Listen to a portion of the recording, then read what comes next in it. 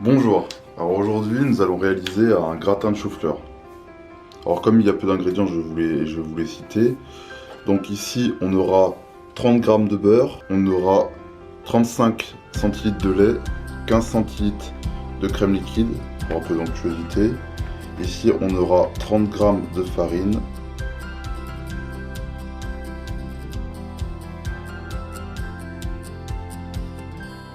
Et ici 25 g de parmesan, je pense que ça suffit. Voilà, donc après sel, poivre, du gros sel pour la chauffante du chou-fleur, bien sûr, l'ingrédient de base qu'on va utiliser.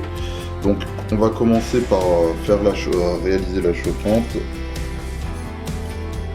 Donc une bonne pincée de sel pour que l'eau soit quand même bien salée. Et après on va laisser chauffer. Je vais laisser chauffer sur les plaques derrière. Pas que le bruit nous dérange.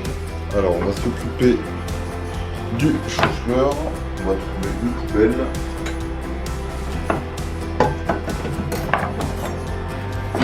Alors, commencer par enlever les feuilles.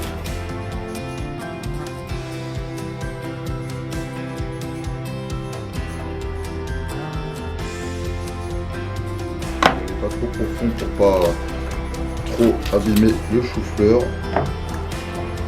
Ensuite,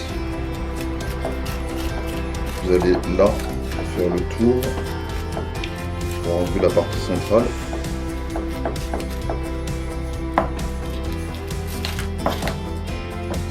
Attacher.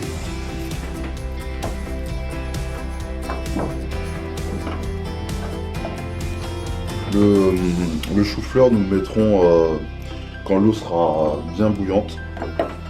Donc en attendant, on va les défaire et les mettre dans un plat, dans un autre poule, par exemple. Donc il faut pas que ça soit trop gros, mais pas trop petit non plus. Faites attention, ça se dessache assez facilement, comme vous avez pu le voir. Donc là, on va reprendre nos chou-fleurs. On va enlever ce qui est en excédent. En deux, là on a une taille correcte.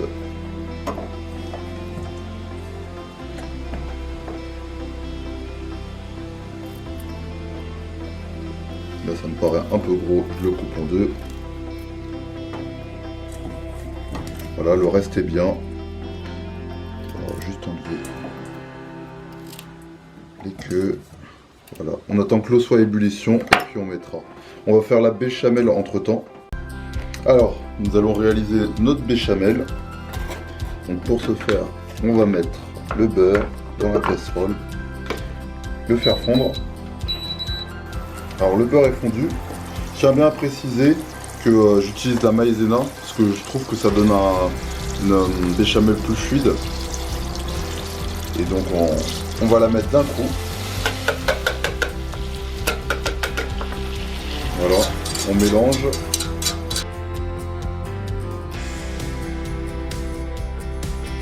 Voilà, on va ajouter la crème liquide.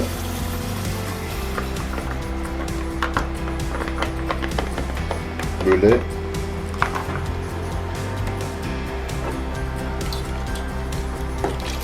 On met tout d'un coup. En temps normal, quand je fais une béchamel épaisse, je mets par exemple pour 50 centilitres de liquide, je vais mettre 50 g de beurre et 50 g de fécule ou de farine. Mais là on la veut un peu plus fluide pour la cuisson. On va continuer à épaissir. Ça sera plus agréable en bouche. Et plus facile pour napper aussi nos chou-fleurs. Donc là on va assaisonner. Vous pouvez mettre de la muscade aussi. La noix de muscade c'est mieux, la noix de muscade entière à râper, ça donnera plus de goût que la noix de muscade en poudre. Ensuite le sel. Salez pas trop hein, plus. Vous verrez à la fin, quand la béchamel sera cuite, vous pourrez la rectifier. Donc là, vous laissez chauffer un peu, vous tournez de temps en temps parce que ça peut accrocher et vous surveillez. Entre temps, l'eau est à ébullition, comme vous pouvez le voir. C'est quand vraiment ça fait des grosses bulles, c'est pas les toutes petites bulles. Voilà, donc là c'est à ébullition. On va mettre notre chou-fleur, justement pour pas que ça nous éclabousse. Et on va remettre derrière. On vérifiera la cuisson avec un couteau. Vous pouvez mettre aussi en cocotte. Hein. La cuisson du chou-fleur, ça dure entre 15 et 20 minutes. Donc surveillez, il ne faut pas que ça soit trop mou parce que ça va continuer à cuire un peu au four. Vous pourrez préchauffer votre four d'ailleurs à 180 degrés et on fera une cuisson durant 30 minutes.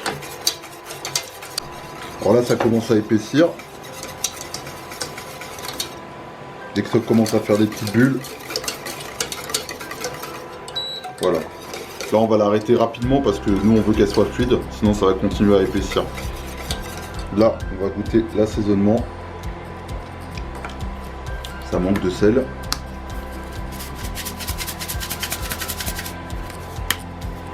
Ça manque aussi de poivre. Faut mieux pas trop assaisonner au début et rectifier à la fin, vous avez plus de chances d'avoir un résultat probant.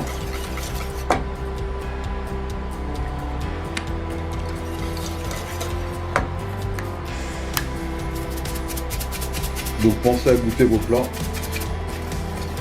c'est très important.